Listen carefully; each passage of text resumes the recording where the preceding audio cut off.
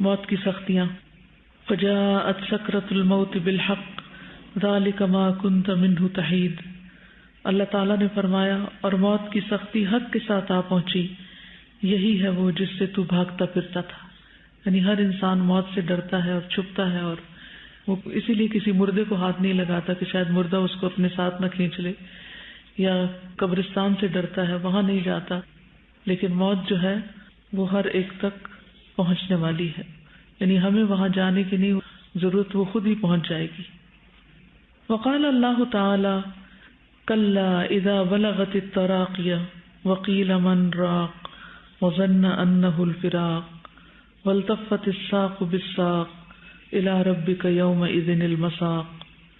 اور اللہ تعالیٰ نے فرمایا ہرگز نہیں، جب روح ہنسلی تک پہنچے گی اور کہا جائے گا ہے کوئی دم جھاڑ کرنے والا، اور وہ سمجھ گیا کہ یہ وقت جدائی کا ہے، اور پنڈلی سے پنڈلی جڑ جائے گی، اس دن اپنے رب کی طرف روانگی ہوگی.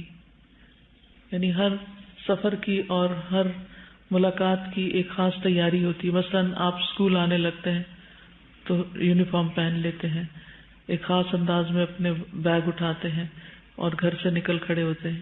اسی طرح جب کسی کی شادی ہوتی ہے تو لڑکی عروسی جوڑا پہنتی ہے، زیورات پہنتی ہے، اور ایک خاص سٹائل میں وہ ماں باپ کے گھر سے رخصت ہوتی ہے. اسی طرح انسان اگر کسی ڈاکٹر کے پاس جا رہا ہو یا اپنی کسی جاب پر جا رہا ہو تو اس کے نکلنے کا مخصوص سٹائل ہوتا ہے. اسی طرح موت کے وقت اور موت کے بعد اللہ سے ملاقات اور قبر کی طرف جانے کا بھی اپنا ایک سٹائل ہے. زکوان سے روایت ہے، کہتے ہیں کہ سیدہ عائشہ کہا کرتی تھی کہ وفات کے وقت بے شک رسول اللہ صلی اللہ علیہ وسلم کے سامنے ایک بڑا پیالہ تھا یا چمڑے کی تھیلی تھی جس میں پانی تھا.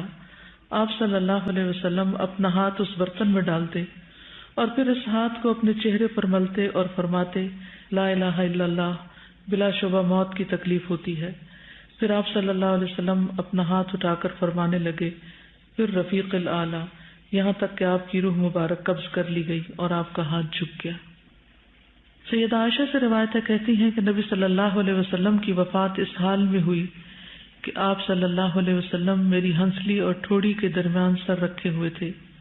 جب سے میں نے نبی صلی اللہ علیہ وسلم پر موت کی سختی دیکھی ہے اس کے بعد میں موت کی سختی کو کسی کے لیے برا نہیں سمجھتی.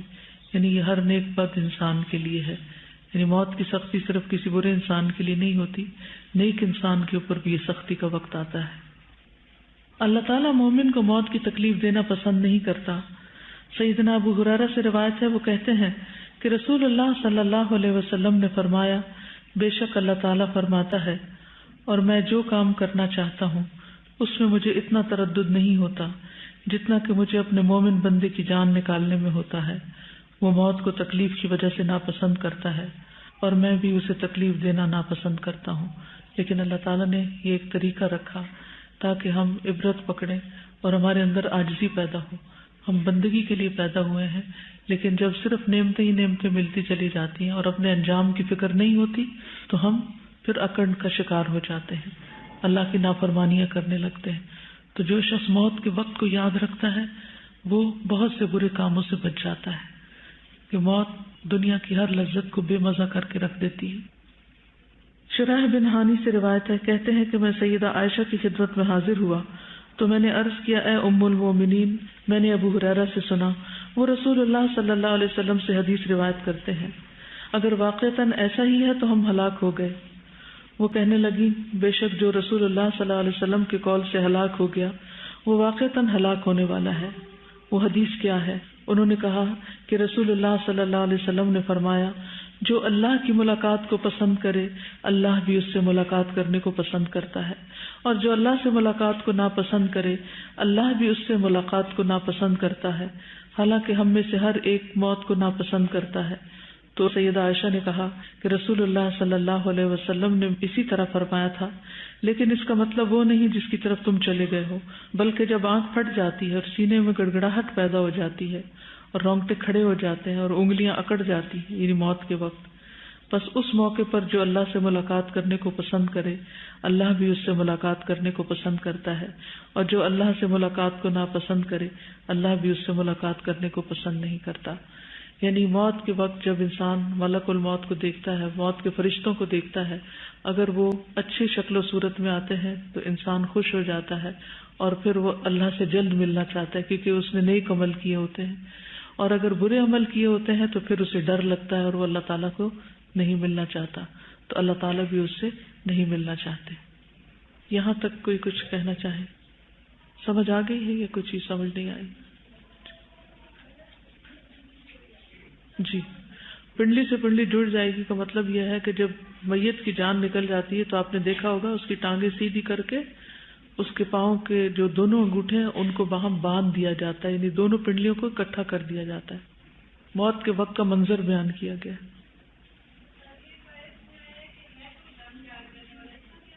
جب انسان ڈاکٹروں سے لاجواب ہو جاتا ہے تو پھر کیا کرتا ہے؟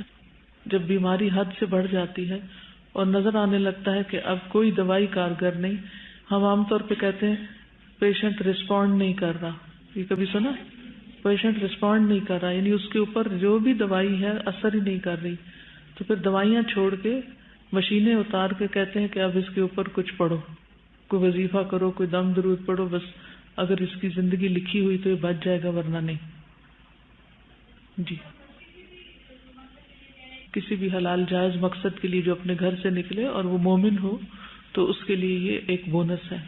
جی، ہنسلی، یہ ہنسلی کی ہڈیاں ہوتی ہیں، سینے کی ہڈی یہ اوپر والی۔ جی،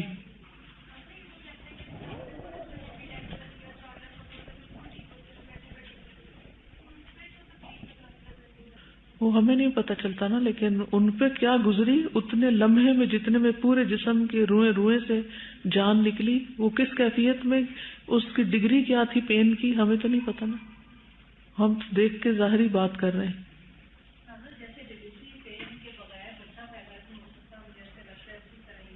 جی، جیسے ڈلیوری پین کے بغیر بچہ پیدا نہیں ہوتا ہے، اسی طرح پین کے بغیر جسم سے روح نہیں نکلتی۔ کیا یہ جو تکلیف ہوتی ہے جان نکلنے کی، کیا یہ بھی گناہوں کا کفارہ بنتی ہے؟ انشاءاللہ مومن کو تو کوئی کانٹا بھی چبھے تو وہ اس کے لیے گناہوں کا کفارہ ہوتی ہے۔ مومن پاک صاف ہو کر پھر اللہ کے حضور پہنچتا ہے۔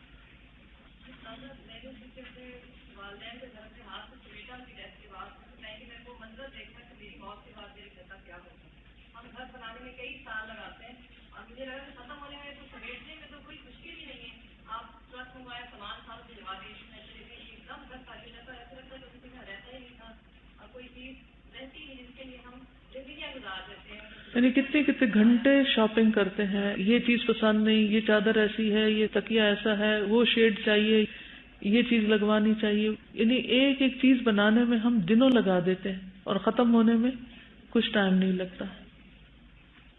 السلام علیکم۔ ابھی کچھ عرصہ پہلے میرے بیٹے کی ڈیتھ ہوئی تو لاسٹ مومنٹس میں نے اس کے دیکھے، اور میں مغرب کی نماز پڑھنے گئی تھی، اس سے پہلے ہم اس کو تیار کر رہے تھے، اس کا کڈنیز کا پرابلم تھا تو فسچولا بنوانا تھا ڈائلسس کے لیے، اور ہم اس کو اٹھاتے تھے اور وہ گر جاتا تھا بستر پہ۔ میں جیسے ہی اس کو آگے کرتی تھی، پیچھے بیٹھتی تھی، اس کو کچھ پہناتی اڑاتی تھی، اور جو میں ذرا سا ہٹتی تھی اور وہ ایک دم پیچھے سے گر جاتا تھا بستر پہ نا، تو میں پریشان ہو رہی تھی کہ اس نے ہمت ہار دی ہے نا بالکل۔ دوپہر کو بھی وہ کہہ رہا تھا کہ ماما اب میری ہمت ختم ہو گئی ہے اور مجھے نہیں لگتا کہ میں ٹھیک ہوں گا، تو مجھے اس پہ رونا بھی آیا، اور میں نے کہا نہیں بیٹے ایسے مایوسی کی باتیں نہیں کرو، نہیں تو ماما کی ہمت ٹوٹ جائے گی۔ تو کہنے لگا کہ اچھا ماما میں ہمت کروں گا تو میں ٹھیک ہو جاؤں گا۔ تو اس کے بعد میں مغرب کی نماز پڑھنے گئی ہوں، اس کو جیکٹ وغیرہ پہنا کے، کافی ٹھنڈ ہو رہی تھی، تو میرے بھائی میرے ساتھ تھا، میں نے اس کو کہا کہ میں فرض پڑھ کے آتی ہوں، آپ اس کو دیکھو۔ تو میرے پیچھے تھا، اس نے بعد میں بتایا کہ جب تم کہیں نماز پڑھے تو ہم اس کو اتار رہے تھے بستر سے کہ اس کو لے کے چلیں، اور وہ گر گیا بالکل نا، جیسے ٹانگوں میں جان نہیں ہے۔ چند لمحوں کی بات ہے، صرف 3 فرض میں پڑھ کے آئی ہوں، اور جب میں آئی ہوں تو وہ لیٹا ہوا تھا میرے پیچھے۔ اس نے اپنے ماموں سے کہا کہ ماموں مجھے بہت سخت نیند آ رہی ہے اور میں بس صرف 2 منٹ سوؤں گا، پھر میں آئندہ آپ کو کبھی تنگ نہیں کروں گا، کیونکہ میں 2 دنوں سے سویا نہیں ہوں صحیح طرح سے۔ میں آئی تو ایسے لگ رہا تھا جیسے سو رہا ہے، میں اس کے سرہانے کھڑی ہو گئی، نماز کے بعد کے اذکار میں پڑھ رہی تھی، اور میں نے بہت زیادہ تکلیف اس کے چہرے پہ دیکھی، جیسے ڈائلسس کے دوران بھی اکثر اس کے چہرے پہ بہت زیادہ تکلیف ہوتی تھی، لیکن تب جسم اس کا تڑپ رہا ہوتا تھا عام حالات میں نا، بیماری میں. لیکن ڈیتھ کے وقت جسم بالکل سکون سے تھا اور چہرے پہ ایک تکلیف کے اندر آثار تھے. جس خواب میں کوئی انسان بے چین ہو رہا ہو یا تڑپ رہا ہو تو چہرے پر جیسے تکلیف کے آثار ہوتے ہیں. اور کن پٹیاں اس کی پھڑپھڑانے لگی ہیں ایک دم سے، جیسے بی پی ہائی اس کا ہوتا تھا اکثر، تو ایسے کن پٹیاں ایسے یہاں سے جو اندر رگیں ہیں وہ پھڑکتی تھیں. تو اس کے چہرے پہ جب تکلیف کے اس قدر شدید آثار تھے تو میں اللہ تعالیٰ سے دعا کر رہی تھی کہ اللہ تعالیٰ آپ اس کو سنبھال لیں. مجھ سے سنبھالا نہیں جا رہا نا. میں تو اس سینس میں کہہ رہی تھی کہ اس کی تکلیف کو آپ سنبھالیں اور میرے سے دور نہیں ہو رہی، لیکن مجھے معلوم نہیں تھا کہ اللہ تعالیٰ اس کو ہمیشہ کے لیے سنبھال رہے ہیں. اس وقت بالکل لاسٹ مومنٹس تھے اس کے. اور پھر اس کی آنکھیں، جس طرح تفسیر میں ہم پڑھتے ہیں کہ روح کا تعاقب کرتی ہیں آنکھیں، تو وہ اس طرح سے میں نے دیکھا.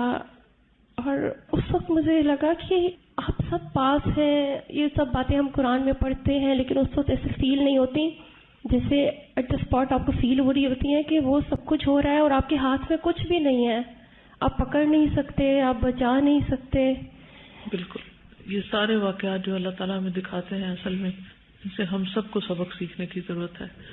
اور موت جو ہے وہ ہاضم اللذات ہے، لذتوں کو توڑنے والی ہے، کیونکہ یہ لذتیں اور خواہشات اور یہ سب چیزیں انسان کو دنیا کی طلب اور محبت میں مبتلا کرتی ہیں، اور جس کی وجہ سے انسان گناہ کرتا ہے، غلط کام کرتا ہے. اور جب انسان اپنی موت کو یاد رکھتا ہے، اللہ سے ڈرتا ہے، تو پھر ان چیزوں میں کشش باقی نہیں رہتی.